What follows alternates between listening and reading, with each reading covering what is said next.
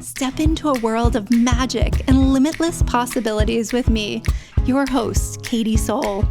I'm not just your average podcaster. I'm a former Fortune 100 exec who dared to escape the rat race and embark on my own mystical journey. Together, we'll discover that a mystical life is not something you stumble upon. It's a life you consciously create.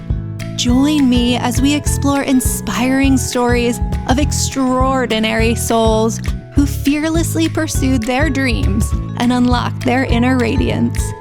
Welcome to my world, where magic awaits and your light shines bright.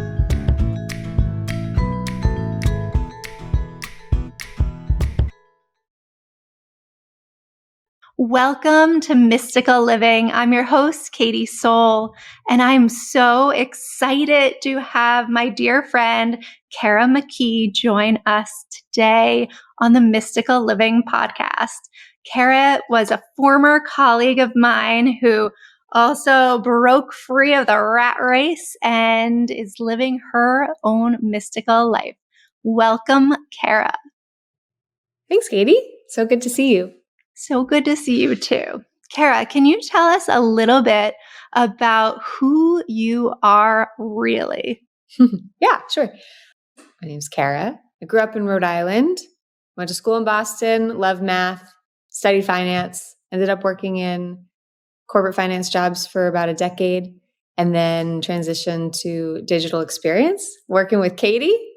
Woo-hoo! And then it was a good run. After about 15 years building a corporate career, everybody's mindset really took a shift in 2020, and I am no different than that. And I decided something needed to change. So I left my job to pursue a more musical life. And over the past 2 years, I've done some really great things, like exciting things that have made me happy. I traveled. I've written a lot of songs. I ended up on Team Legend on The Voice last season, which was so cool. A real experience of a lifetime. And I just secured a little bit of grant funding for a record recorded down in Nashville. And now I'm just chasing down this independent folk Americana music artist life. So beautiful. I'm excited to dive into all things Kara today. And before we dive in really deeply, let's just take a moment to do one practice that will help us bring ourselves out of the mind and all of the day's to-do lists and things and juggling and into our heart center where our human self resides. Now, today, what was really on my mind as a heart-centered practice is the practice of contemplation.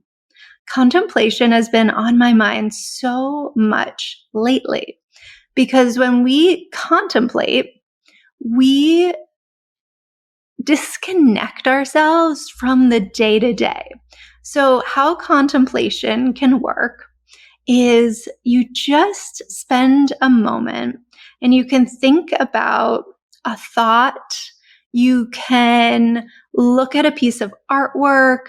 You can contemplate a word. You can, these beautiful leaves right next to me, which are so beautiful and interesting and intricate. I know not everybody can see them, but for those of you that are listening, they have these vines that kind of weave through them and create these patterns.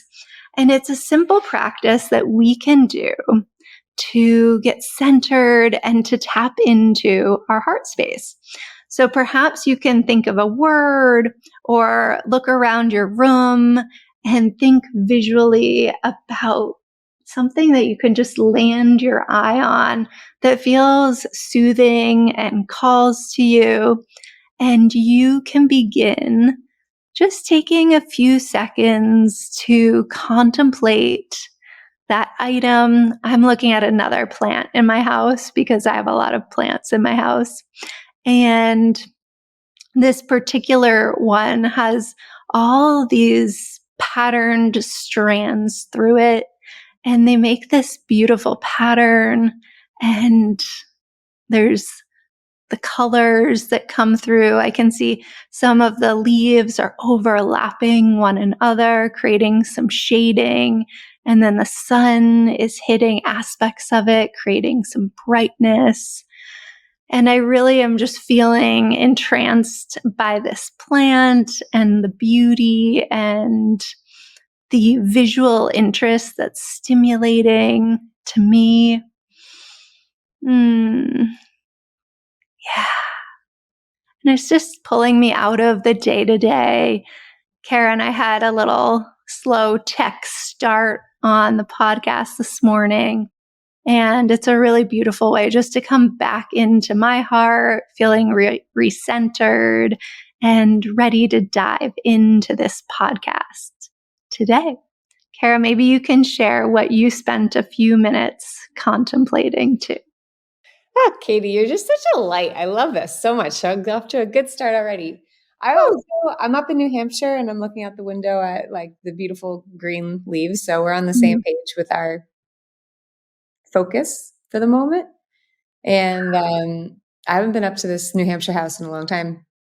And usually I'm here in the winter. So I've never looked out this window and seen all this green leaves. Usually it's snow-covered branches. So I've been contemplating seasons and change, how we move from one season to the next. And there is beauty in all of it. And change is, yeah. I love it. Beauty in all of the seasons. That's so true. So, Kara, what season do we find you in right now? That's a good question. It's hard. I'm already tongue-tied. I feel very winter to spring, I think. I tell people all the time, like, I spent 15 years working in finance and then operations, or just to sum it up, right? Like, no need to go too deep into the resume, but I am now 2 years into my music career.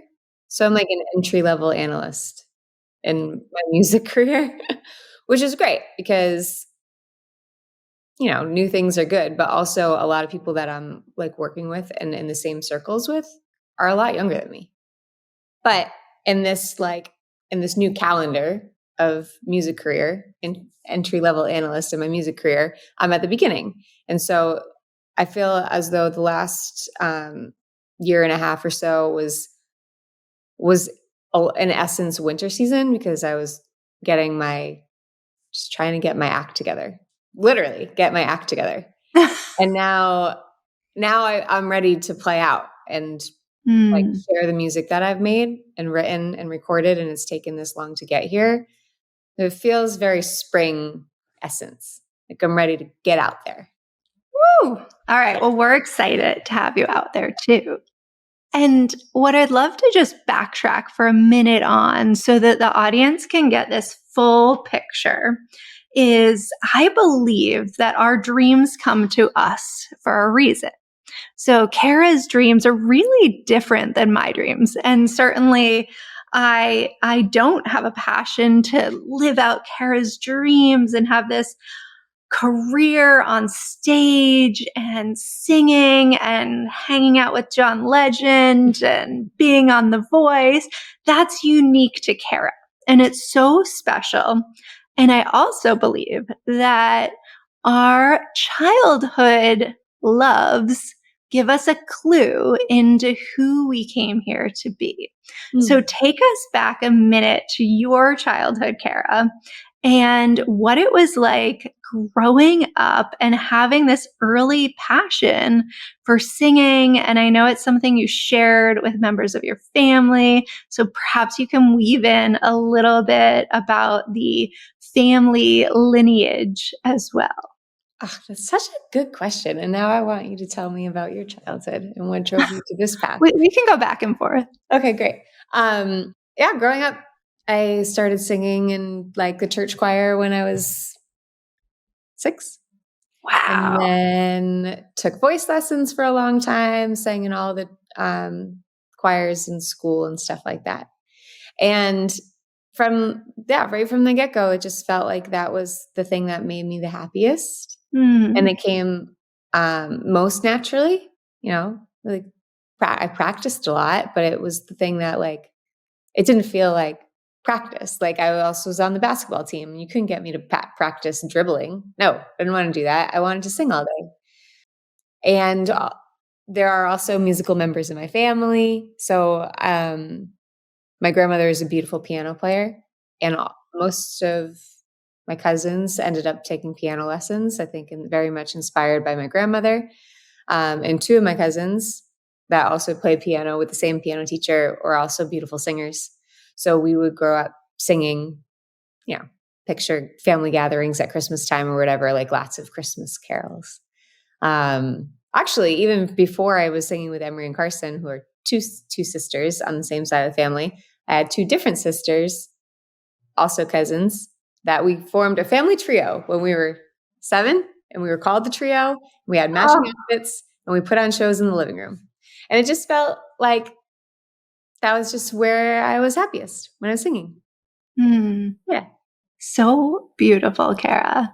And now take us a little bit further into the journey and tell us about how that love kind of got muddied with everything else and like corporate life and something that you did on the side. And then how did you come back to really going fully back in, leaping from the hustle and grind into a whole new way of living?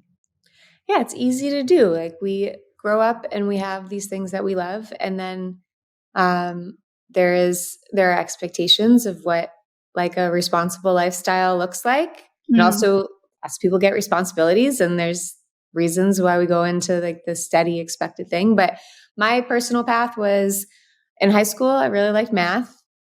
I loved music, and I liked math. It was good because I was good at it. And people told me that's the right answer. And I liked that. So I went to college in Boston. I went to BU and studied finance because there are a lot of numbers in that. I remember my dad telling me when I was 18 graduating, he was like, you should take a year off and do music stuff and then maybe go to Berkeley. And I said, like, my dad told me that. And my 18-year-old self was like, no, I gotta go get a job. Like, so to like, just like, that's kind of foreshadows the getting back into my passion is, this never would have happened without the support of my family. So they've been there the whole time. But in college, I sang a cappella. I'm getting like emotional thinking about that. But I sang a cappella in college, and I directed that a cappella group. And those friends from college are like my closest friends now, almost 15 years later. Graduated, started working in consulting, and then everything changed. So I was working 80-ish hour weeks. I was on the road 5 days a week, traveling to, like, my first client was in Texas. So I was on the plane Monday morning, American Airlines flight, 6 a.m. into Dallas, Fort Worth, work all week, fly home on Friday, regroup on Saturday, do my laundry on Sunday, and then get back on a plane on Monday. So like, there was never even like, I was trying to play the guitar, for example, and you can't try to learn the guitar playing it 1 day a week because your fingers need to get used to it and your calluses need to get used to it. So then anyways, time goes on, and I was really focused on growing my career. That was my number one focus for a long time. And I just thought that was like, that would be the move. Like, that's going to, if you get this promotion or you get that, accolade, that's going to be what fulfills me. And along the way, I did kind of get back into music. Like, after 10 years working in finance, I started writing songs with my cousins, and we started playing around Boston, but that was very much like a hobby. But it felt really good. So when the 2020 was the turning point, everybody has a lot of time to reflect. Yeah. And I had like a great thing going, great job. I worked really hard working with wonderful people, smart, caring people. We had a lot of, like, there's nothing to complain about. It was just, I found myself at, 35-ish years old, thinking that I would be at a completely different stage in my life. And the heart of the matter is like, I didn't have any responsibilities. I wish I did. Like, I always thought I would have like a family to take care of, but it didn't. And so with really nothing holding me in one place, it was just time to make a huge jump. So I left that job and basically when it was safe to travel again. So like in 2021, and then there's like a whole story of what happened next. But that's how I got from loving music to focused on the responsible finance path or whatever. And then when I told my parents, I think I'm going to quit and just figure it out, they're like, okay, yeah, you can do it. So having supportive family and friends has been just, I can't put it into words how important that is. It's so beautiful, Kara. What was going through your mind, though, when you were getting ready to actually leap? Oh, it took me months to make this decision. But I don't know if I've ever told you the story, but I think you're going to love it. Okay, so great. I was thinking about maybe I'll be a math teacher. Maybe I'll be a music teacher. I got certified to be a yoga teacher. I thought maybe I could earn a good amount of, sustain my living doing that. I thought I had all these different ideas of what I wanted to do. In the moment, I didn't realize that, no, it was music. Like I should be making music. It took me a long time to get there. And that happened after I resigned. But I didn't know what the next step was. And that just kind of showed to me that I needed to take a big step back and think about it. So my mom came down I was living in Newport, Rhode Island at the time. My mom came down, we had lunch, and I told my mom that I thought, I think I'm going to quit and then figure it out. And I told her, I think I might go down to my parents have a little condo in Florida. And I said, what do you think about maybe I go down there for a month or so and just go to the ocean every day and whatever. And she said, you should do that. But also, won't you be lonely? And I said, I don't think I'll be lonely. I think I would be happy, being close to the ocean. But then I kind of thought about that and I was like, okay, I'm not really sure if that is the move. So this was in April. I ended up resigning in July. So it took a long time to get there. But that day I left lunch and I got home and my cousin called me, who's part of my family trio, Carson. Yeah. And she had been checking in on me all the time because she knew I needed to be checked in on because I was You're in a time of change. Yeah, I needed to be checked in on. And she called me up that day. She goes, Kara, I'm taking a sabbatical from my PhD program. I'm going to travel in the UK with her partner. And we were talking about it last night. We really want you to come. And I was like, really? Because I was just told my mom that I wanted to take a break. I was just gonna do something by myself. And this is the sign. Take the signs when they come. So then we started, that was where the decision was okay, actually I'm gonna do this. And so that's what I'm saying, supportive friends and family. Carson knew I needed to be checked in on. She was there for me. And she was the driving force to get me over that. Because that's a scary thing to say, you've worked so long, you've worked so long, you've worked so hard. So long, so hard. And it's a steady, stable life. Yeah. Which is really nice. I definitely miss the paycheck. Yeah, that paycheck was nice. Yeah.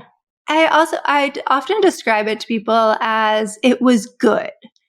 Everything was really good. It was steady. Yeah. It was good. There wasn't anything traumatic or terrible. It was good. But I had this feeling that greatness was available to me. And that's how I can best describe it. There was still something lingering that wasn't fully filling up my soul to the utmost potential that I knew was available to me. And it's interesting, these transitions out. I never knew that part of your story, Kara. I knew about your travel, but I didn't know about that beautiful new pattern that you created in the field. And when we go first, the universe responds. So, and that's how new patterns emerge. So you went first. You had that conversation with your mom at lunch and you said, I'm making a move. I'm doing this thing. And then you received this beautiful invitation. And I think it just really, really clearly illustrates that whole linking of how we do have to take action on our dreams for the universe to respond.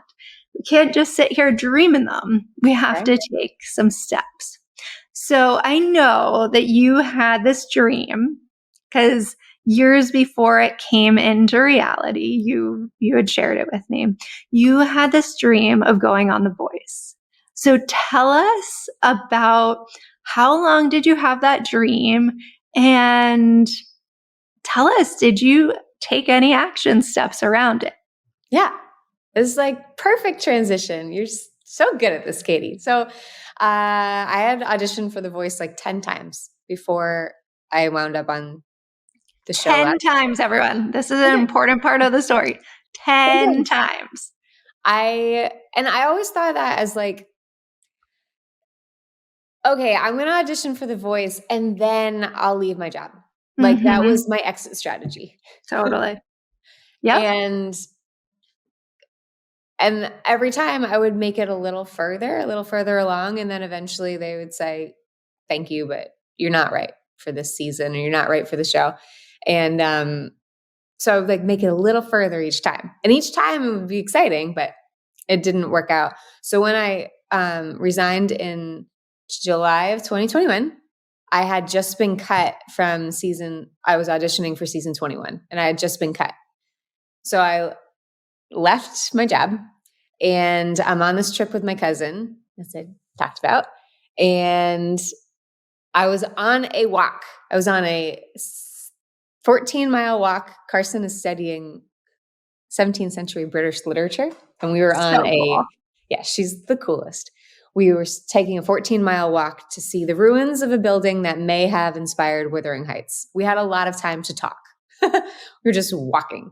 And I was telling Carson and her boyfriend, Andres, I was saying, telling them about how I've auditioned for this TV show so many times. Like I've literally auditioned 10 times. I'm not right for the show. I get it. Like I'm a folk Americana voice.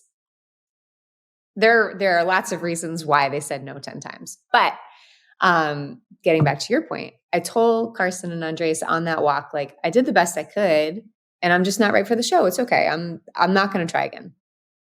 And that day I got back to my computer and I had an email from the producer I was working with on the prior season. And he said, hey, Kara, you were really close last season and we want to get you back into the mix for season 22. Would you like to participate? And I was like, I just told Carson and Andres I'm not going to, but yeah, of course I do. So I emailed Gavin back and I said, of course. And then I started the casting process for that season.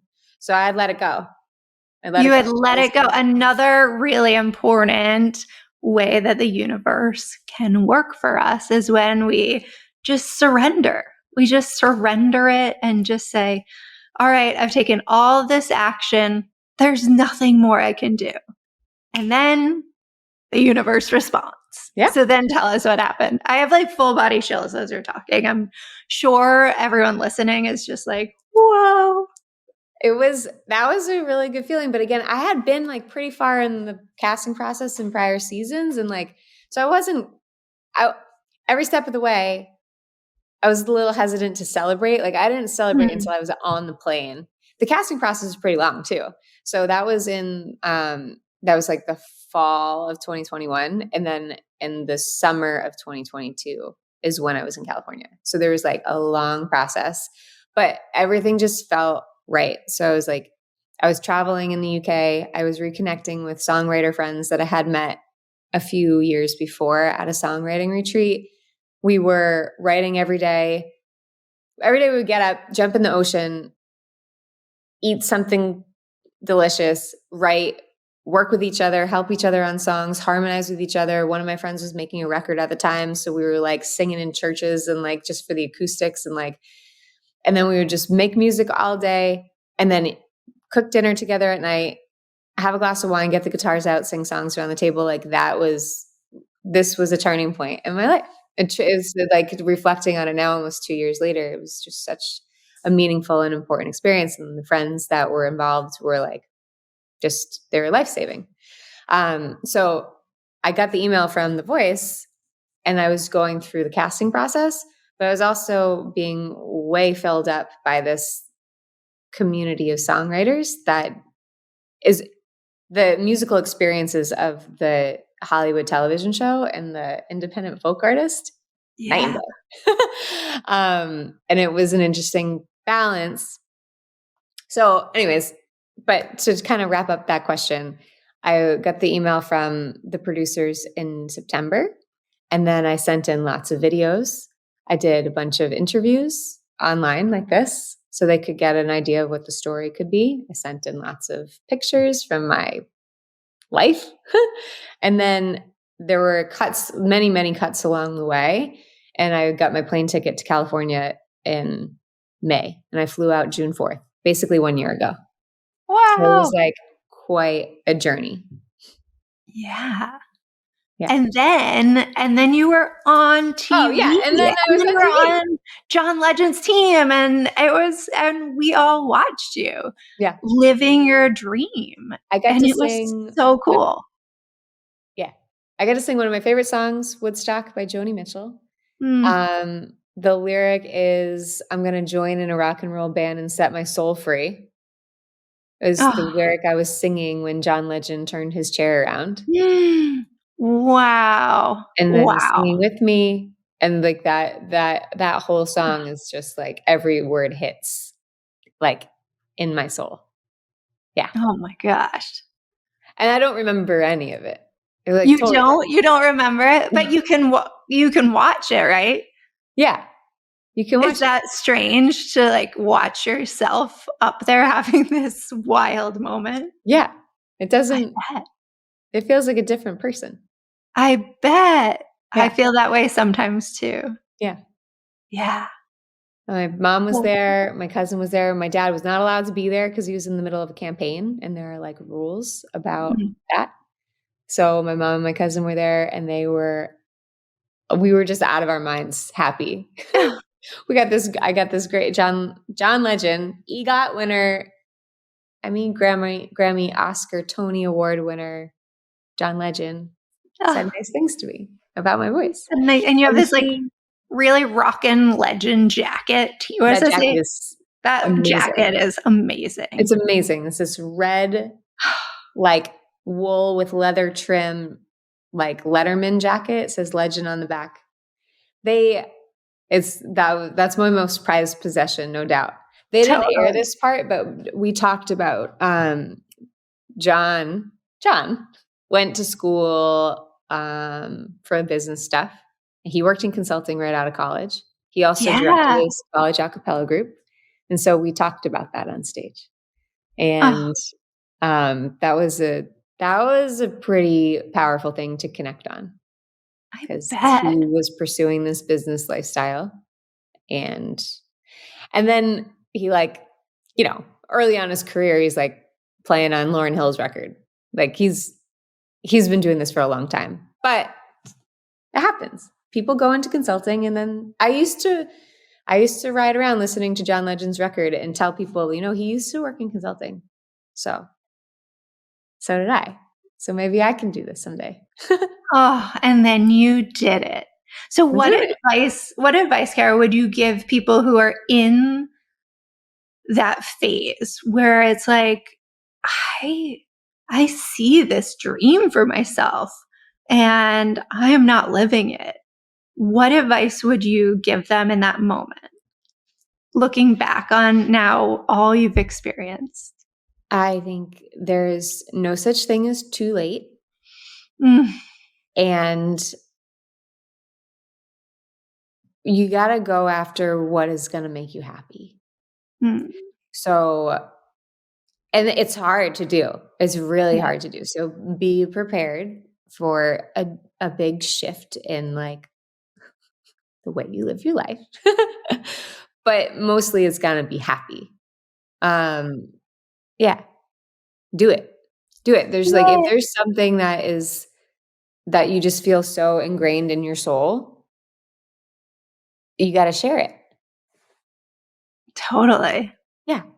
And it wasn't that long ago that Kara and I were sitting in meeting rooms together and grinding out in the four walls and fitting into the box of conformity. And our lives both look radically different today. And if you have a dream that's seated inside of you, just remember it's seated for a reason and it's meant for you.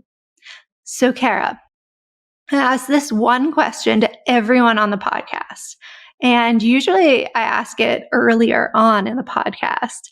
But I think by now the audience might have a sense of how you would answer this. But my life motto is follow your light because what lights you up lights up the world. Ooh, so, Kara, what is your light? What does following your light look like? Yeah. Go after the music wherever it leads. Oh, yes. Yeah. Go after the music wherever it leads. Mm-hmm. So brilliant and beautiful. Oh, yes. So tell us, now you've come off this high from the voice. You've made all these interesting connections. You've relocated to, I might venture to say, maybe the music capital of the world. Uh-huh. And what does it look like now? Like, what does life look like in Kara McKee's world between the music, the yoga, the day-to-day? Give us a glimpse into a day in the life of Kara McKee. Well, it really depends. I think, like, full transparency, most days I wake up feeling like really, really just like bouncing out of bed, ready to go. Like, this is the right decision. And I am thrilled to be living this life. Like, today's Monday, right? Normally, like 3 years ago on a Monday, we would be looking at pieces of paper about like basis points and stuff. Yep. And now we're on a podcast talking about like pursuing our dreams and living a really, really fulfilled life. This is better in my book than that was. Then there are other days I wake up and I think, what did I do? Totally. That was a huge mistake. And the overwhelming, like, what does my life look like down the line? Like, it's kind of, it feels like an impossible dream because but there are other days that it feels like everything is at my fingertips. So the typical day doesn't exist. It is like, it depends. But I am making music every day. I am trying to play my music for as many people as possible. Last night I was at a show in Manchester, New Hampshire, with one of the finalists from my season, Morgan Miles. I was opening up the show for her. She's extraordinary. She just made her Opry debut. I am trying to figure out how to release music as an independent artist, which is like, it feels overwhelming. But then also, like, being down in Nashville and Music City, there are so many people that are generous and supportive, and it just feels like things kind of connect and happen. I'm really mucking up this question, but like, it's just, no, you're not at all. You're answering it beautifully. Thank you. There is no typical day, and I want you to get me back on track here. But I just felt the need to express that, like, I was in a dark place. Now I am in a bright spot. I am so happy to be doing what I'm doing, but I felt the need to express, like, it is hard and overwhelming too. Yes. I'm so glad, because I was actually going to ask you about that, is what do you do in those moments where you have this like, holy moly, I made this big scary, oh my gosh, there's a blue jay outside my window. Blue jays are a beautiful sign of like transcending the everyday is what I think about when I see blue jays. So we'll just appreciate the sign that the blue jays have given us. But you're right, there's this rawness of like, some days you wake up in a state of panic and fear and you're like overwhelmed. And what do you do? I'll share with you what I do in those moments, but tell me, what do you do? Because everyone can benefit from like different tools in their toolkit and ways to navigate that feeling of, holy shit, what did I do? My steady paycheck is not coming into my bank account every Friday. And who am I? What's going on? I can think of two things. Okay. One is I sit down and I write down what I'm grateful for in the present. Oh, because yes. the more I think about the future, the more freaked out I get. And that happened all the time anyway. Like that happened when I had the corporate job too. Like anytime you think too much about the future, it is overwhelming, existential. So like in this moment, what am I happy for? I'm like sitting in this beautiful house in New Hampshire, looking at the like gorgeous surroundings. I'm going to take a hike later on today when like normally I would be at my desk in my cubicle or whatever, answering emails. This is great. I'm so grateful for that. So that's one thing that I do. I like focus in on the present. I can think of 3 things. 2 is I like get up and move, do a yoga class or like do something that makes my body feel good. And then, but mostly I pick up the guitar and I sing because there's so much in this. I'm basically, I'm like a small business, right? Like You are. and we wear all the hats when you were in startup mode. CEO, I'm the marketing person, I'm the finance person. Kara also just built herself a beautiful website. I'm dev. Yeah. Yep. You do it all. And all that stuff is really essential to running a small business, but the product is the music. And that's what there wouldn't be all that other need for all that stuff if there wasn't music. So I noticed that I get stressed out when I focus really a lot on like the business side and I haven't touched my guitar in 3 days. Pick up the guitar and sing. Amazing. Yeah. I do a lot of those same practices. And one additional one that I do is I let myself feel the fear, because fear is just, or overwhelm, or however we want to label it, it's just a vibration. And sometimes in the past, instead of allowing myself to feel it, I would just sort of like tuck it somewhere in my body and I would let it hang out there. That resulted in it manifesting in physical ailments. So that wasn't working out super well for me. So I don't know when exactly it happened, but at some point I had this revelation that if I allow myself to feel it, I can move through that vibration. I can let that just kind of move through my field and leave my field, because ultimately that's what I want. Is I don't want to hang on to the fear. I don't want to make a home for it in my body. I just want to feel it. I send it some love. I say, you know what, fear? It's okay. I see you. I understand you're just trying to keep me safe, and I'm okay to release you.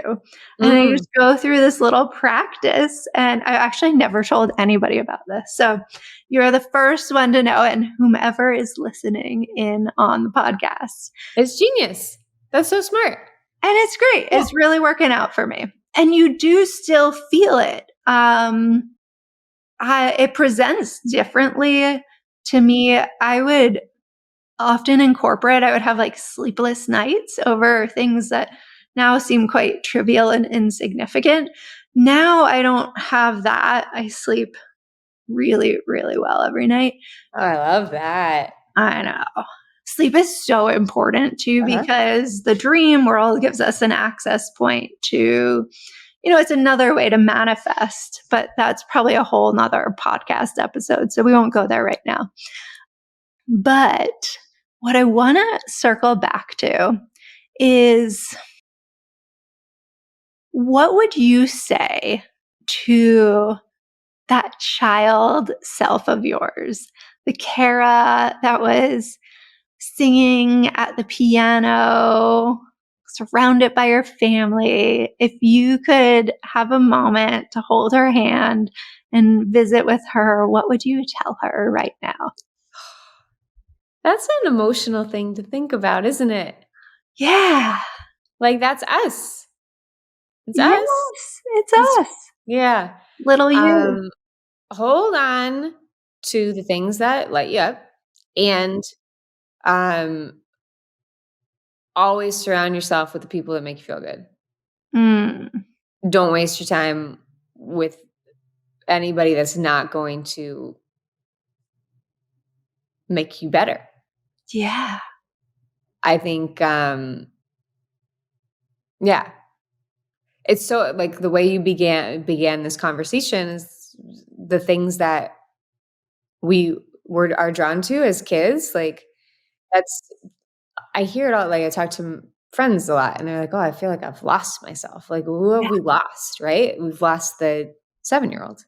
Yeah.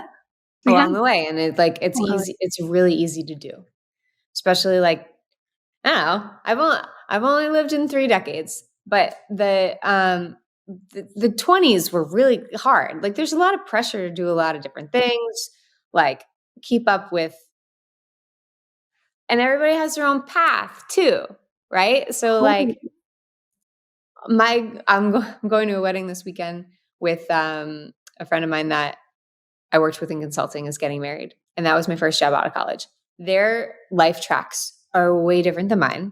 It always has been. They've been on this, like, rocket ship of corporate success, and I'm proud of them, and I love being their friends, and I'm so happy for them. And, like, I am on a completely different path. So the other thing I would tell 7-year-old self is, like, be happy for your friends when they're doing great things, and period, like, end of sentence, right? Like, don't compare yourself to people who are on a different path. Totally. Because I got caught up in that a lot too.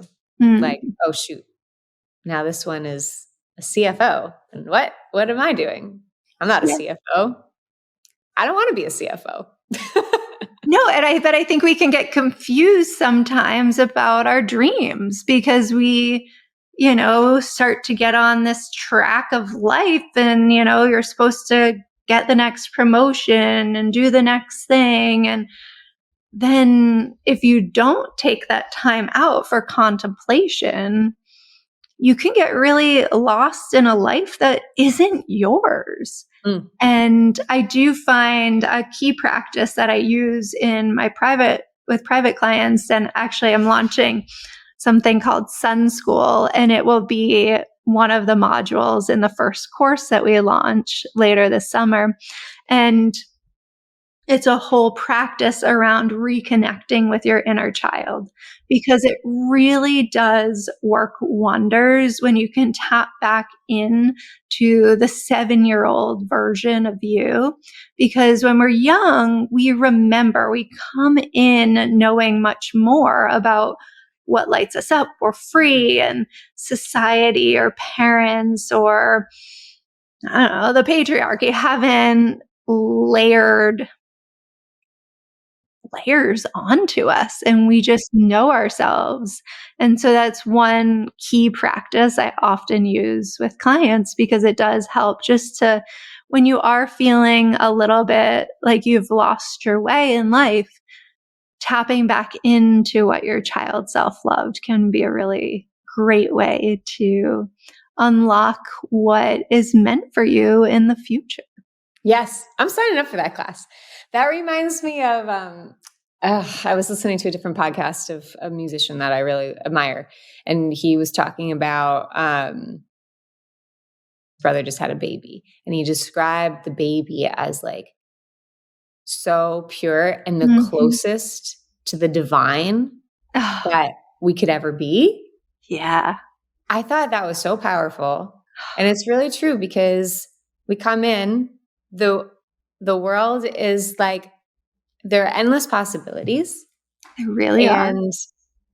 And then we get like conditioned in lots of different ways. But when we're young, like we're the closest to the divine that we've ever been, right? Like, and that's like day to day. Totally. Yeah. Yeah. So it's like, and when you're a kid, you're not worried about like the competitive aspect hasn't quite kicked in yet. I think that's an important thing, because you're just like having fun with your friends. And like that friend is really good at like painting, and that friend is like really good at free throws, and that friend is really good at science. Great. Yeah. Awesome. Cool. Like what a cool group we are with all of our fun things. Yeah. Yeah. 7-year-old Kara, don't try so hard to do something that is not meant for you. Yeah. It sounds so simple, right? Yeah. Yep.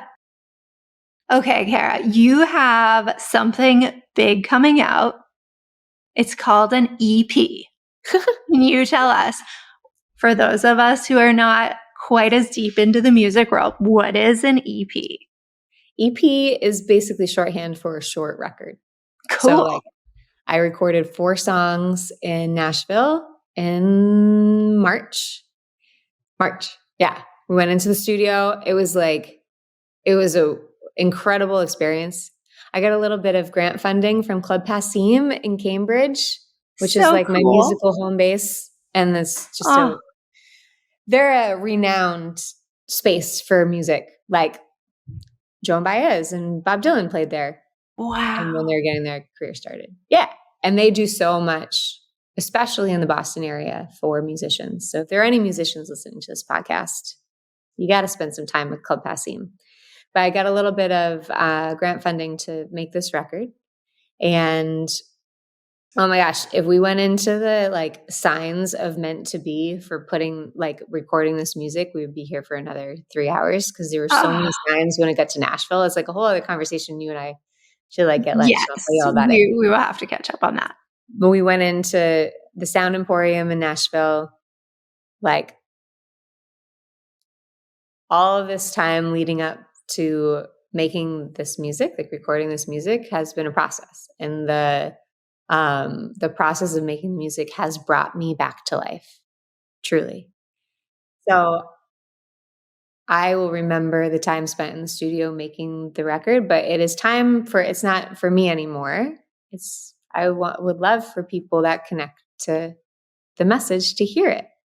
So I'll be releasing. How do we hear it? The release schedule is TBD. That's like the business hat that I'm putting on, is how do you actually release it, as opposed to like just pushing a button. Yes. But I suspect that there'll be like 1 new song a month for the next 4 months starting in July. That's my goal. Okay, perfect. Because this podcast will come out on 7/24. So it'll be a great timing, because you'll probably have released the first song. Yeah. When this comes out. That's perfect. That's perfect. So yeah, look for me on the streaming platform of your choice. Okay. And I'm a Spotify girl. There you go. And then hopefully follow along and see where I'm going to be playing near you, because that's my favorite thing to do, is to sing in person. Yes. And what is your website? KaraMcKeemusic.com. KaraMcKeemusic.com. Okay, we'll put it in the show notes too. Great. Oh, Kara, this was so unbelievable. There's just this one burning last question that I have for you, and then we can wrap. But I'm curious, you write a lot of your own music, and how the heck do you get into that creative process and into the flow? And where, when you're about to write a song, does it just come to you? Do you go out into the woods? I mean, how's the whole thing work? It's also, you ask excellent questions, Katie. This depends too. I haven't, so far, the songs that I've written are coming from like, I'm feeling something that I need to get off my chest, and that is the way I do it.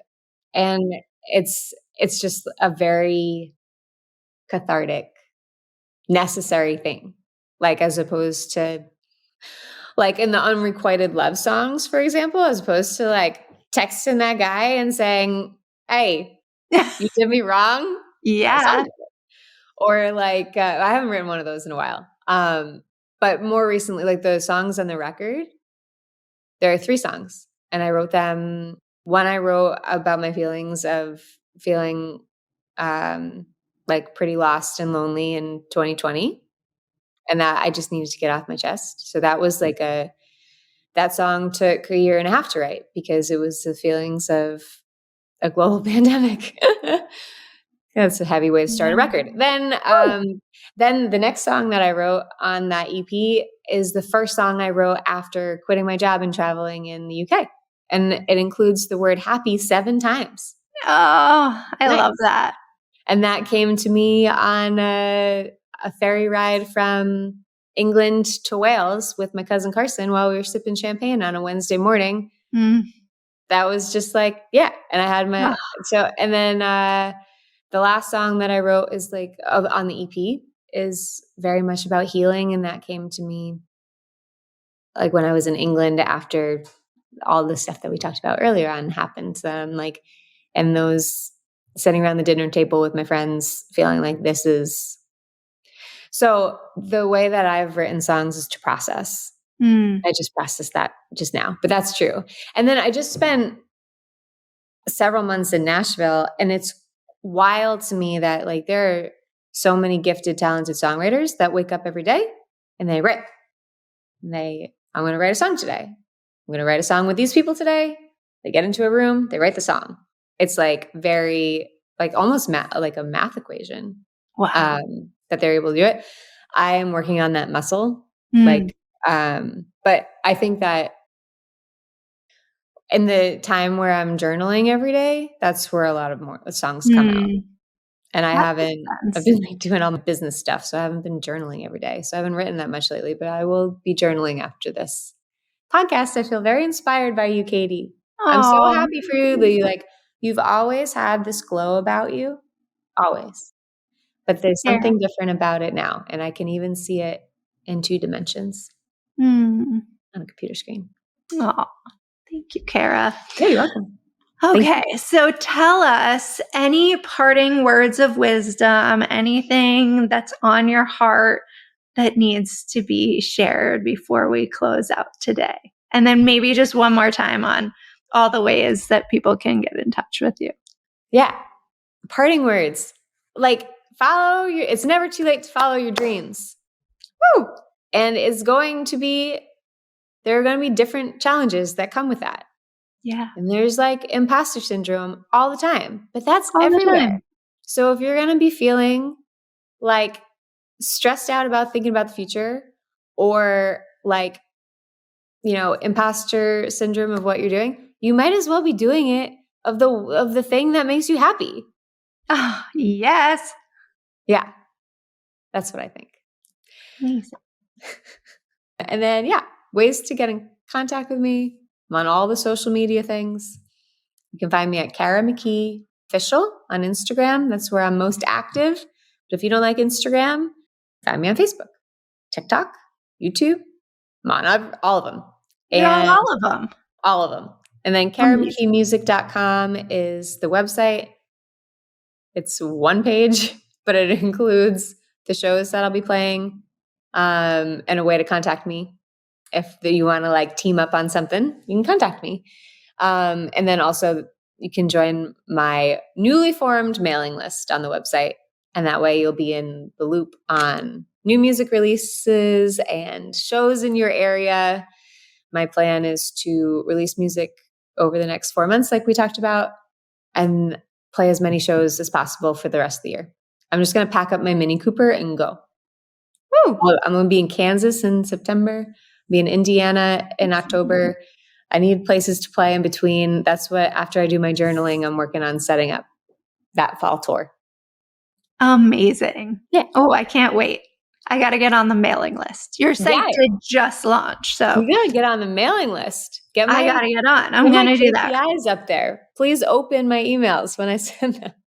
There's so many times I just laugh because, we talked about stuff like this all the time. It's just we did. We talked about open rates and conversion and developed websites in the past. And now we get to leverage all those skills in our entrepreneurial businesses too, which is really a beautiful weaving of the past and the present together. The number of times I wanted to pick up the phone in the last week when I was making this website and call Moni. Oh my gosh. Moni was our guru. I know there have been many times when I wanted to call Moni too. We'll have to send him this episode. Yeah. Moni is a tech wizard and true alchemist of anything behind the scenes. But you know what? I also just built my own personal website, and we can all do these hard things too. Did it. Took me a little longer than it should have, but we did it. We did it. And it's a beautiful learning experience. I think often, when people see you on The Voice or me doing what I'm doing, they might think there's all these big infrastructures behind it. And really, often it's the entrepreneur doing all the things, wearing the various hats. And of course, we have people in our lives to lean on for support too. But as you're starting out, there is this beautiful empowerment of doing these hard things on your own and figuring it out. And it all really is figure outable. And I've done things behind the scenes and the back end of my websites that I never really thought I would be capable of doing. And I am, and it's actually not that hard. Yeah. It just takes, I leverage a lot of YouTube videos and how-to tutorials and lean on my friends who are experts in the spaces, and it works, and you do. And all of a sudden you have something beautiful that you've built with your hands, and that feels really good and juicy too. Oh my gosh, I agree. And the other thing is as you figure things out, this whole journey is an enjoyable, it sounds a little cliche, but the journey is what it's all about. I was with some friends down in Nashville who are doing some extraordinary things. I can't even believe that I'm in the same circle as some of these people. Mm-hmm. The friend that played on my record is just he's the most mind-blowing musician. He's so good. Anyways, I was talking with him, and he reminded me, this is a cool time of your life. You'll be working really hard for a long time, and things will come when they come, and then you'll look back and you'll think fondly on this beginning stages of it. So it's true. Totally. Oh, Kara, I think one of the biggest takeaways that I'm reminded from in our conversation is being present. Mm-hmm. And when we're present, we can enjoy the moment and the gift that's in it for all of us. Thank you so very much. I cannot wait for your music releases and to hear you in concert sometime on your fall tour. And I love you so much. I'm so incredibly proud of you. I am inspired by your journey and your leaping. And I know that your voice and your story is going to continue to inspire and light up those around you. Thank you so much for joining us today on Mystical Living. Thank you, Katie. It's so good Bye, to see Kara. you. Proud of you. Thank you. I'm grateful for your presence on this remarkable and captivating journey today. Together, we've delved into the realms of limitless possibilities and unlocked the secrets of our true selves. A mystical life is not a mere coincidence. It's a thrilling adventure that you actively shape with intention and passion. Remember, when you follow your light, you not only illuminate your own path, but you also radiate light to the world around you. The world eagerly awaits the magic you have to offer. Follow your light and let it guide you to incredible heights.